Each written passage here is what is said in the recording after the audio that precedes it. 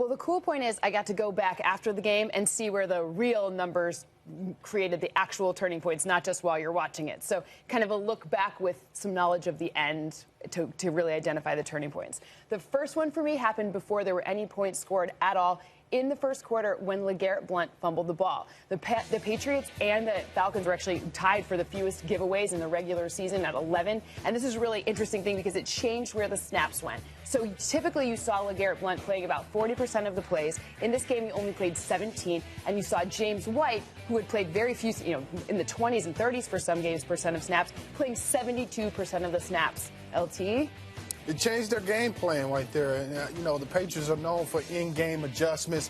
I think they had the intentions of playing a methodical style with LeGarrette Blount. But after the fumble, like you said, it kind of changed to a more James White type of game. Well, yeah, I mean, he set a record 14 receptions, most points scored with 20, I most saw touchdowns. a stat during the game that the Falcons had like a 96% chance of winning at one point, something crazy like that. Was there one play that really turned the tide for New England? There was definitely one play that had the biggest impact on their win probability, the one that negated the win probability for the Falcons the most, and that was when Dont'a Hightower got the strip sack in the fourth quarter. And I would love to ask you how the momentum switched with Devontae Freeman maybe not picking up that blitz. Well, the biggest momentum switch at this point, I think we all felt like that as athletes and as football players who have played the game.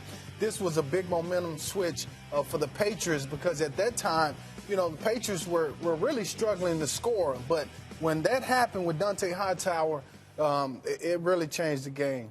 And then the sack that followed it, taking them out of field goal range before a holding penalty, that one also had an impact as well, the second sack. How about the Edelman catch? How about that? This one's for you. You ready? Thank you. You're welcome. Okay. I feel a part of the family. Okay. Okay. So basically, when you go to map like what the percentage is for a receiver catching a ball in general, 65% reception percentage is a very good receiver over the regular season. Now, if you look at individual catches, like when it's there in coverage, tight coverage, when there's someone less than 3 yards from them, and if there's two defenders, you can imagine that number going down. So factor in a tipped ball that probably could have been for the second 6 pick, if it was a little different, and then two safeties in addition, all around within 3 yards. The chances of catching that ball are about 4% based on historical models. Yeah, he had 3 birds around him. Right, which makes it really hard to catch the ball. Julio Jones, a.k.a. Avatar, he made some good sideline catches. But this catch, I think, is one of the best catches in the league or for the Super Bowl. And here's why. You got 3 birds around you.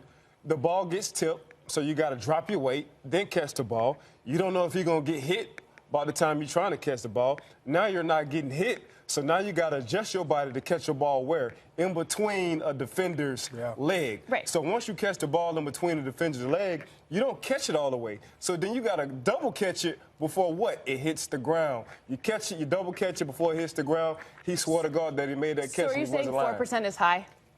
It's low.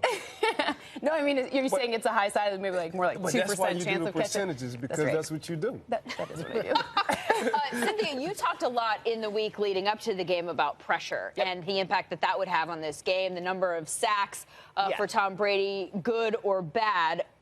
What did the numbers bear out in that regard? So Atlanta basically stopped getting effective pressure to Tom Brady in the end of the fourth quarter and all through overtime. So you saw Tom Brady taking a whole bunch of, almost all of the snaps out of the shotgun. You saw them adjust their game plan to be shorter, quicker passes. And you know what? The Falcons couldn't get pressure to Tom Brady. In regulation, first 4 quarters, 15 total pressures where Tom Brady saw total pressure 15 times, 0 times in all of overtime. So I don't know if that's maybe being tired. I can't, you can tell me maybe more why. But in those last 22 dropbacks, no pressure. I mean, just looking at it from a defensive standpoint, you played 92 to 93 snaps in a game. That's a lot.